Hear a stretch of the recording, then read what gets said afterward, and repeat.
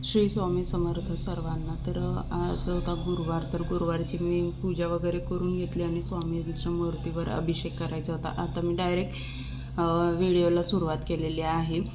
म्हणजे काय काय करायचं ते आता डायरेक्ट दाखवते। तर पहिल्यांदा मी ना स्वामींवरती पाण्याचा अभिषेक केलेला आहे, नंतर आपलं दुधाचा अभिषेक केलेला आहे, मग मधाचा अभिषेक केलेला आहे आणि गुलाबजल असताना त्या पाण्याचा अभिषेक केलेला आहे आणि मग पाण्याचा परत अभिषेक केलेला आहे। तर दर गुरुवारी तरी असा अभिषेक स्वामींवरती अभिषेक करायचा। मग अभिषेक करून झाल्यावर म्हणजे आपले रोज सकाळी संध्याकाळी आपल्याला स्वामींच्या प्रतिमेसमोर परत धूपदीप लावायचा आहे आणि फुलं वगैरे ठेवायचे आहेत। स्वामींना अष्टगंधाचा टिळा लावायचा आहे, पण त्याआधी आपल्याला स्वामींना प्रिय असं हीन अत्तरसुद्धा लावून घ्यायचं आहे। तर आता अभिषेक करून झालेला आहे आणि मूर्ती वगैरे पुसून घेऊन मी हीन अत्तर लावून घेते, कारण हीन अत्तर हे स्वामींना अतिशय प्रिय असं आहे।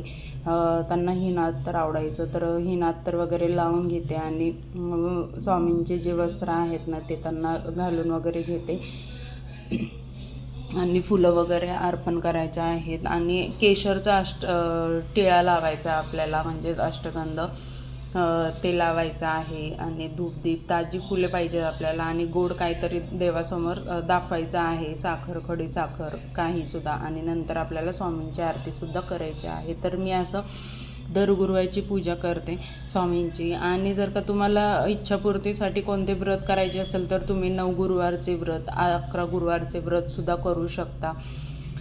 नियमित सेवा करताना मनामध्ये विश्वास आणि स्वामी समर्थांबद्दल श्रद्धा असावी, म्हणजे की ते आपली सेवासुद्धा म्हणजे पूर्ण होते आणि गरजू लोकांना मदत करणे ही सुद्धा एक प्रकारची स्वामी सेवाच आहे। आणि तुम्ही जर का स्वामी सेवा करत असाल तर तुम्हाला माहितीच असेल की नित्यसेवेचं सुद्धा एक पुस्तक आहे आणि स्वामी चरित्र सारामृत पुस्तक आहे। ते आपल्याला रोज 3 अध्याय वाचायचे असतात, 11 माळे जप करायचे असतात स्वामींचे आणि तारक मंत्रसुद्धा पठण करायचं असतं। तारक मंत्राचे सुद्धा खूप फलदायी मानलं जातं तारक मंत्रसुद्धा।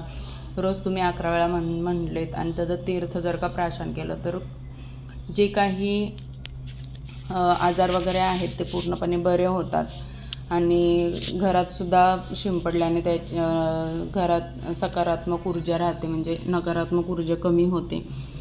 तर अशा प्रकारे आपल्याला दर गुरुवारी पूजा करायची आहे आणि सेवासुद्धा करायची आहे स्वामींची।